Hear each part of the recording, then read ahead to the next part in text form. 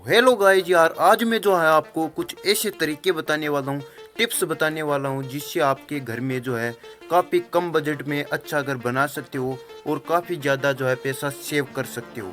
तो चलो यार, इस वीडियो को जल्दी से स्टार्ट करते हैं ताकि आपको कुछ अच्छी जानकारी मिल सके। तो सबसे पहले जो आपको ध्यान रखना है वो अपने फ्रंट एलिवेशन पर ध्यान देना है।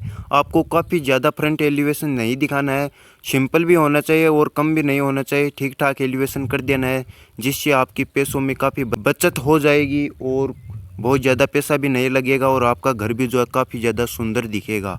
तो मैंने इसमें फ्रंट एलिवेशन भी कराया है और पैरापेटिक वॉल डिज़ाइंस भी देख सकते हो अच्छी खासी कराई हैं। तो इनमें काफ़ी ज़्यादा पैसा नहीं लगा, अगर मैं बहुत ही ज़्यादा एलिवेशन कराता तो काफ़ी ज़्यादा पैसा लग जाता। अगर नेक्स्ट में बात करूं तो हमारा काफ़ी ज़्यादा पैसा लगता है जो होम की विंडो होती हैं उनमें लगता है। तो इसमें जो है एल्यूमिनियम विंडो लगाई गई हैं, तो इसमें काफ़ी ज़्यादा पैसा सेव हो जाता है आपका। इसमें काफ़ी कम खर्च में लगता है और टफन गिलास में ये लगी हुई हैं और घर की सुंदरता भी इससे बढ़ जाती है। तो जो लकड़ी की विंडो लगाते हैं और विंडो लगाते हैं उनसे काफ़ी ज़्यादा अच्छे हैं और उनसे 5 से 10 गुना ये सस्ती प्राइस में लग जाती हैं। और फिर जो आपको ध्यान रखने की ज़रूरत है वो आपकी जो घर की ऊंचाई है, जो आप टाइलें लगाते हो उस लेवल की ऊंचाई जो सड़क से ऊंची रहती है, तो अपने खेत या प्लॉट में उस जगह पर बनाएं जहाँ की ऊंचाई काफ़ी ज़्यादा हो। तो इस हिस्से में ऊंचाई है अभी की फ़िलहाल में सारे खेत या प्लॉट से ज़्यादा ऊंचाई इस वाले एरिया की है। फिर भी देखो यहाँ पर देखो कितनी ऊंचाई पर मैंने लिया हुआ है। ये यहाँ से आप अंदाज़ा लगा सकते हो करीबन 5 फुट ऊंचाई पर जो है इसकी जो है टाइलें वगैरह लगी हुई हैं। अगर आप सड़क से ज़्यादा ऊंचाई वाली जगह पर बनाओगे तो आपकी जो नीचे की जो भी प्लिंथ से नीचे की जो भी भराई वगैरह है उसमें खर्च बचेगा और ईंटों वगैरह में भी काफ़ी ज़्यादा खर्चा बचने वाला है।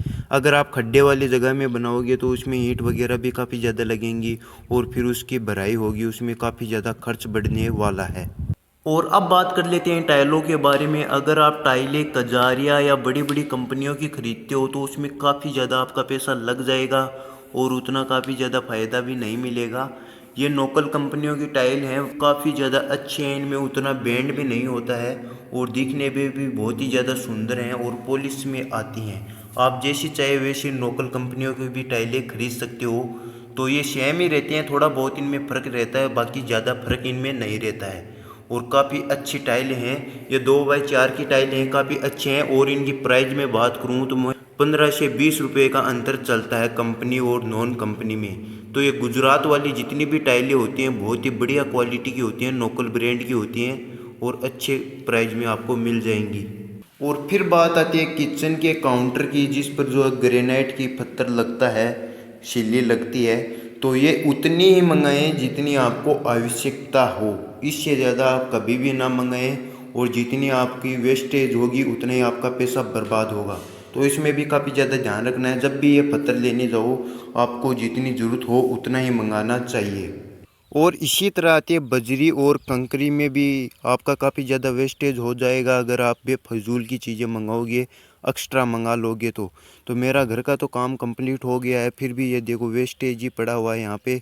तो इस तरह आपको नहीं मंगाना है बेफजूल की चीज़ें जिनमें आपका पैसा लग रहा हो और आपके किसी काम में भी ना आए। तो ये भी आपको ख़ास तौर पर ध्यान रखना है, आप उतना ही मटेरियल मंगाएं जितने की आपको आवश्यकता हो। इसमें भी आपका काफ़ी ज़्यादा पैसा इन्वेस्ट हो जाता है और ये आपके काम में भी नहीं आता है। और अगर आप अपने घर की सीढ़ियाँ जो है बाहर से लगवा लेते हो तो इसमें भी आपकी काफ़ी ज़्यादा पैसे की बचत होने वाली है। आपके घर का एरिया भी कम हो जाएगा, उसमें उस एरिया को रूम की जगह काम लिया जा सकता है, वो रूम में चला जाएगा एरिया। तो इसमें आपके लमसम जो है 50 से 60 हज़ार रुपये की बचत हो जाएगी अगर आप सीढ़ियों को बाहर से लगवाते हो तो। और फिर बात आती है कि घर का जब वो कंस्ट्रक्शन है उसका ठेकेदार को किस रेट में ठेका हम दे सकें। काफ़ी ज़्यादा प्राइस में नहीं देना है, आपको 1 से 2 जगह ट्राई करना है और पूछताछ के फिर ही ठेका देना है। रिश्तेदार वगैरह के बहकावे में आकर या रिलेशन में किसी को ठेका देकर फंसना नहीं है। और जब भी अपने घर का ठेका दें कंस्ट्रक्शन का तो उससे पहले एग्रीमेंट ज़रूर साइन करवा लेना है कि आप मुझे क्या क्या काम करके दोगे, और उस तरह आपका जो है काफ़ी टाइम भी बचेगा और काफ़ी ज़्यादा पैसा भी बच जाएगा। आपको काफ़ी ज़्यादा टेंशन लेने की ज़रूरत नहीं रहेगी और आपके जो भी ठेकेदार ने एग्रीमेंट में जो लिख कर दिया उस तरह वो आपका पूरा काम कंप्लीट करके आपको दे देगा। अगर नेक्स्ट मैं बात करूं तो अपने घर की जो छत है उसके ऊपर जो ऊपर का फ्लोर होता है उसमें भी 1 या 2 रूम ज़रूर बनवाएं, क्योंकि इनकी कॉस्ट काफ़ी कम हो जाती है नीचे वाले रूमों से। तो इनमें काफ़ी ज़्यादा पैसा बचता है, क्योंकि इनकी भराई वगैरह प्लिंथ लेवल वाली भराई नहीं लगती है, डायरेक्ट ये रूम बन जाता है। तो इसमें आपका काफ़ी ज़्यादा पैसा सेव होगा। आप ऐसे कर सकते हो कि नीचे अगर आपके 2 रूम एक्स्ट्रा हैं तो उनको आप ऊपर लेकर आ सकते हो। अगर आप अपने रूम के अंदर काफ़ी ज़्यादा विंडो भी रख रहे हो तो इसमें भी काफ़ी ज़्यादा आपका खर्चा बढ़ने वाला है। तो इसी रूम में मैंने 3 विंडो लगाई है, वरना मैंने किसी रूम में नहीं लगाए हैं। इसका मेन कारण यही था कि बाहर की तरफ अगर आप कूलर वगैरह रखो तो इनमें तो कोई जगह हो नहीं सकती, क्योंकि ये ऊपर का रूम है, ऊंचाई काफ़ी ज़्यादा हो जाती है। इसलिए मैंने एक एक्स्ट्रा विंडो लगाई थी जो कूलर वगैरह उसमें काम आ सके। तो आपको ये भी ध्यान रखना, अपनी विंडो वगैरह भी काफ़ी कम लगवानी है, जितनी आपको ज़रूरत हो उतनी लगवानी है, एक्स्ट्रा कुछ भी नहीं लगवाना है। और फिर जो आपका पैसा सेव होने वाला है वो है सीमेंट के अंदर। तो सीमेंट आपको वही इस्तेमाल करनी है जिसकी आपको ज़रूरत हो। जैसे मार्केट में ओपीसी भी सीमेंट आती है और पीपीसी भी सीमेंट आती है। तो पीपीसी सीमेंट का आप वहाँ पे इस्तेमाल कर सकते हो। जैसे आपकी दीवारों की चिनाई हो रही है, कुछ भी चिनाई का इस्तेमाल है जिसमें आपको इतनी जल्दी जो है उसे हार्ड करने की ज़रूरत नहीं है, जल्दी सुखाने की ज़रूरत नहीं है, उनमें आप पीपीसी सीमेंट इस्तेमाल कर सकते हो। अगर आपको प्लस्तर करना है या कुछ छत वगैरह की ढलाई करना है तो उसमें आप ओपीसी का इस्तेमाल कर सकते हो। पीपीसी में बेसिकली क्या होता है कि उसमें 30% फ्लाई ऐश मिलाई जाती है, राख मिलाई जाती है, लेकिन उसका घाटा कुछ नहीं है। अगर उसका टाइम पीरियड ज़्यादा है, जो उसकी ठोस जो ओपीसी जितनी जो ठोस बनने के लिए उसको टाइम ज़्यादा लगता है, अगर उस टाइम तक छोड़ा जाए तो वो सीमेंट पीपीसी जो है ओपीसी के टक्कर की हो जाती है, उतनी जो है आपको क्वालिटी दे देती है।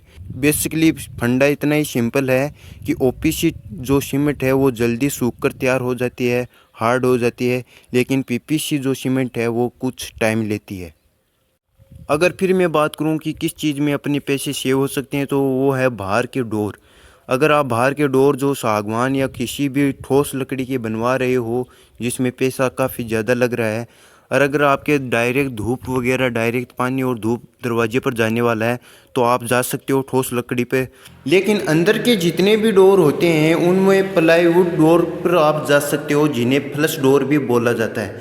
तो इनमें प्राइस का काफ़ी ज़्यादा अंतर होता है, तो उन पर जा सकते हो। और जो सामने के मेन एंट्री डोर वगैरह हैं उनमें आप जो वुडन डोर पर जा सकते हो। इसमें भी आपका काफ़ी ज़्यादा जो है पैसा सेव होने वाला है।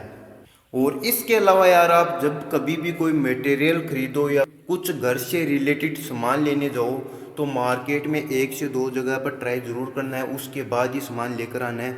उससे आपको प्राइस का अंदाज़ा हो जाएगा और किस प्राइस रेंज में आपको लेना चाहिए इसका भी आपको अंदाज़ा हो जाएगा।